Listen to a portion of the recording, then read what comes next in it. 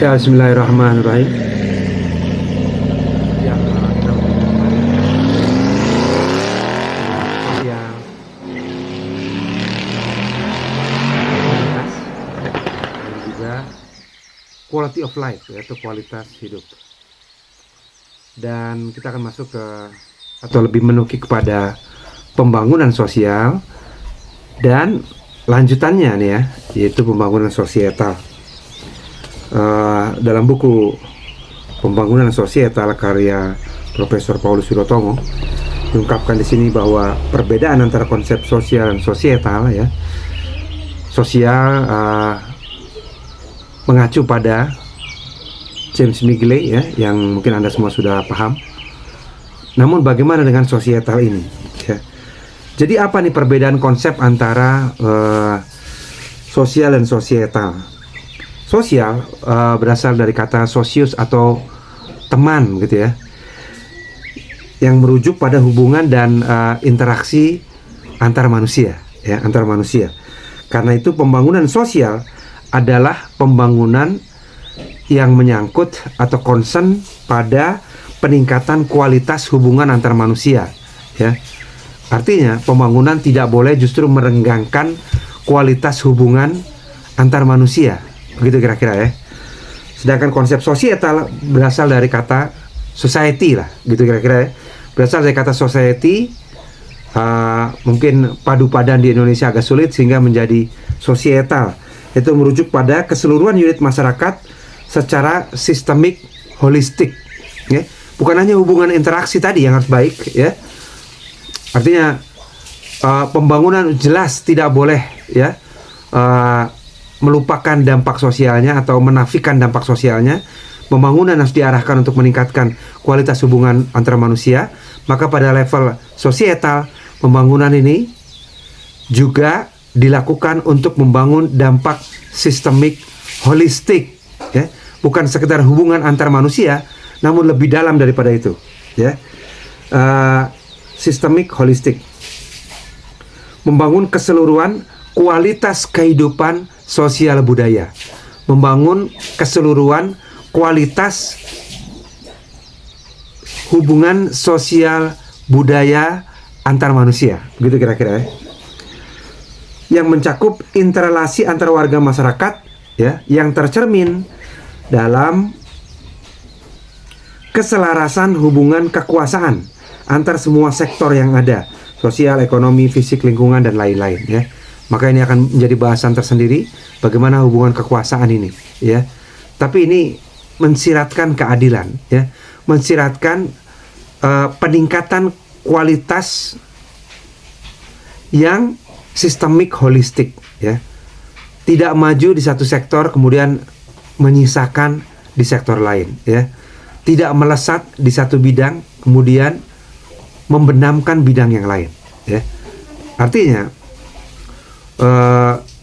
bukan berarti mempersulit keadaan ya, namun memastikan kesetaraan dan keadilan, memastikan sistemik holistik ini mampu diakselerasi dengan baik, dengan paralel ya, dengan setara, begitu kira-kira. Artinya desain pembangunannya ya betul-betul harus memikirkan beragam sektor.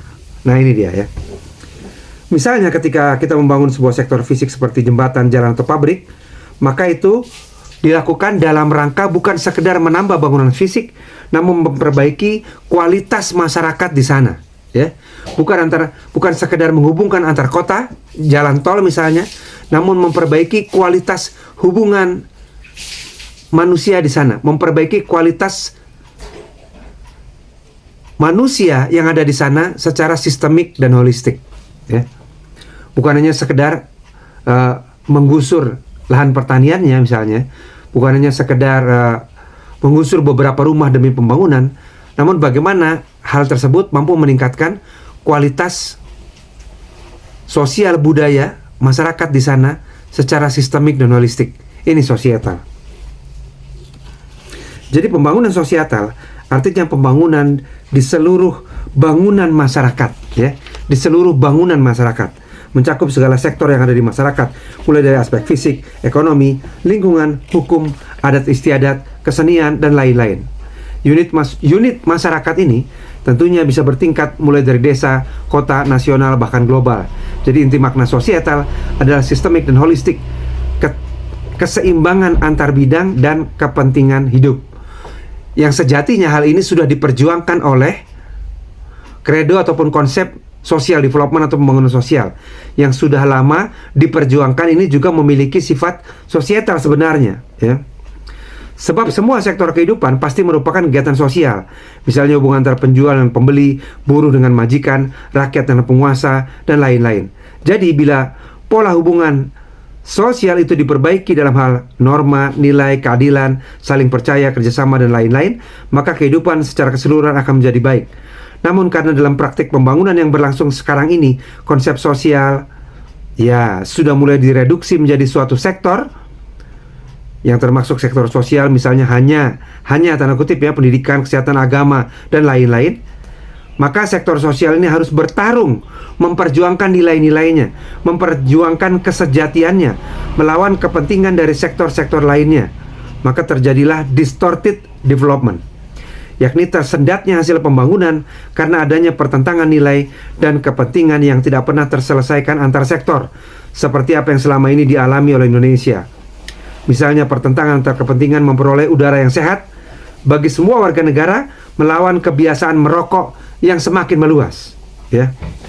Akibat ya promosi ya komoditas yang luar biasa, atau ya kehancuran lingkungan alam di darat maupun di air oleh sampah plastik, ya, melawan industri plastik, ya. Jadi selama industri plastik masih mendominasi, masih merajalela dan lain-lain, sulit kita bicara tentang pembangunan sosial karena kerusakan nyata yang dihasilkan oleh plastik atau polusi nyata yang dihasilkan oleh rokok, ya, ataupun mesin-mesin kendaraan tertentu, ya, melawan hak warga masyarakat yang atas udara yang sehat, ya, udara yang bersih masuk paru-paru. Otoritas pemerintah sejatinya perlu memimpin pembangunan untuk mengendalikan ya pertentangan-pertentangan antar sektor ini. Maka diperlukan social scientist yang mampu mendesain hal ini sejak awal. Social scientist yang mampu melakukan analisa yang baik sejak awal, ya. Tidak menganak-emaskan satu sektor kemudian malah menghancurkan sektor-sektor lainnya. Maka di ujung ya bahasan ini kita menegaskan bahwa kita memerlukan satu konsep yang merujuk pada prinsip bahwa pembangunan harus bersifat holistik dan sistemik, mengatur semua sektor secara terpadu dan sinergis, ya.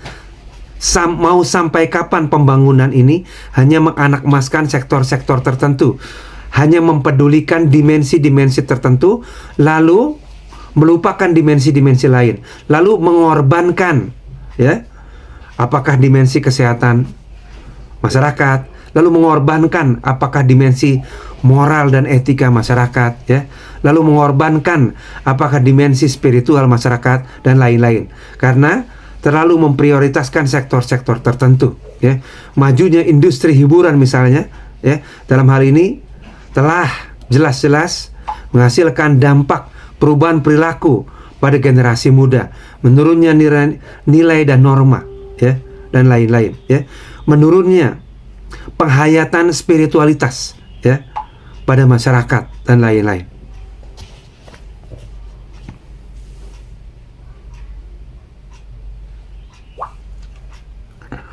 Baik, kita akan lanjutkan setelah ini, ya.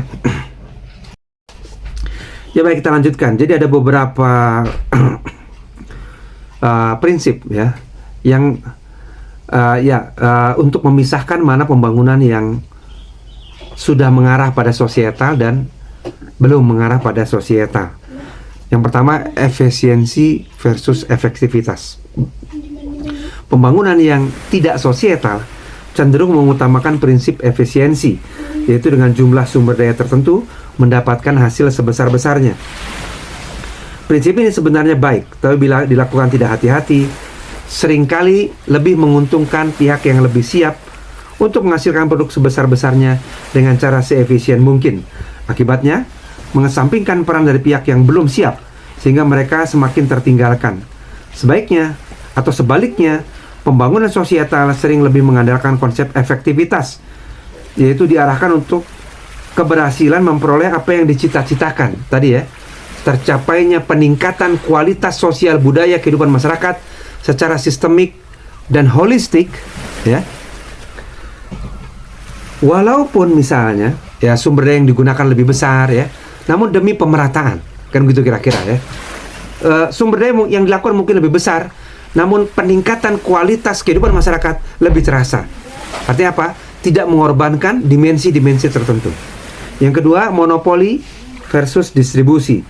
Pembangunan non-societal lebih mengutamakan monopoli, penguasaan sumber daya oleh satu atau sedikit orang saja, sedikit pihak saja, sehingga dapat menentukan keuntungan sebesar-besarnya, ya. Mungkin bagi ekosistemnya, ya, atau bagi sejumlah pihak saja. Sementara pembangunan sosial lebih memilih pendekatan yang bersifat distributif, yaitu bisa membagikan keuntungan atau kesejahteraan kepada semua pihak masyarakat, ya. Dari awal sudah dipikirkan bahwa ini targetnya distributif, ya, bukan monopoli untuk sejumlah pihak saja, seperti yang masih banyak kita saksikan. Lalu kedisiplinan atas dasar ketakutan dan rasa bersalah, ya. Dalam pembangunan yang non sosial, semua pihak berusaha memperoleh keuntungan semaksimal mungkin, sehingga segala peraturan atau regulasi yang dikeluarkan pemerintah itu bisa dilanggar, ya, atau bahkan cenderung dilanggar. Kalaupun ada kedisiplinan, hal itu dilakukan atas dasar ketakutan untuk mendapatkan hukuman, ya. Sekedar takut untuk mendapatkan hukuman, ya. Sementara dalam pembangunan sosial, sosialisasi pada warga masyarakat untuk mengenal nilai-nilai pemerataan, keadilan dan solidaritas sangat ditekankan, sehingga kedisiplinan terbentuk atas dasar rasa bersalah bila melanggarnya. Kita sama-sama citizen, sama-sama warga negara, sama-sama, ya, hidup di atas bangsa, hidup di atas tanah air ini, sama-sama harus memperhatikan kepentingan warga negara yang lainnya.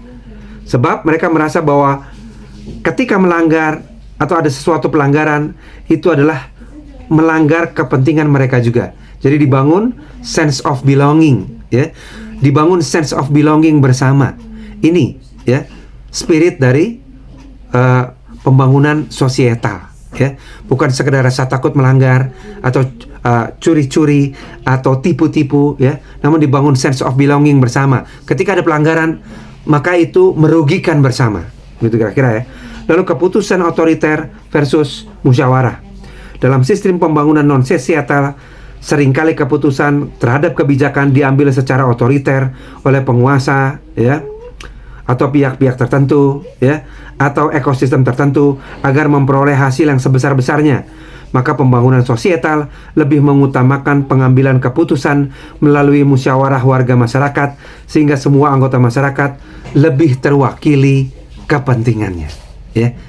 Jadi mengutamakan musyawarah, artinya mendengarkan, listening dengan sebenar-benarnya, bukan hanya sekedar dengar pendapat yang ini hanya artifisial saja, yang ini hanya formalitas saja. Betul-betul mendengarkan, ya. Sehingga tadi, ya, ketika pembangunan diakselerasi, tidak mengorbankan dimensi-dimensi yang lainnya. Ingat pada video-video sebelumnya bahwa untuk mengukur quality of life, ya, ini betul-betul mempertimbangkan bahwa manusia adalah makhluk multidimensi dan tidak boleh dikerdilkan hanya sekedar pemenuhan ekonomi materialistik saja, begitu ya.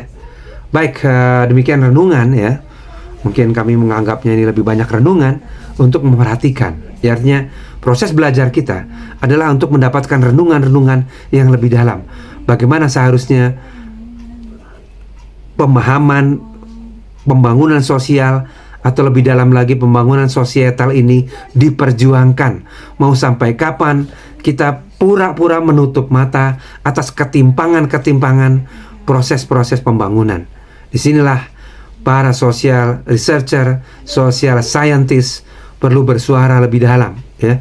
Perlu memandu proses-proses pembangunan lebih awal, lebih dini, untuk memastikan proses perencanaan pembangunan sudah memperhatikan prinsip-prinsip sosietal. Demikian, terima kasih. Wassalamualaikum warahmatullahi wabarakatuh. Terima kasih.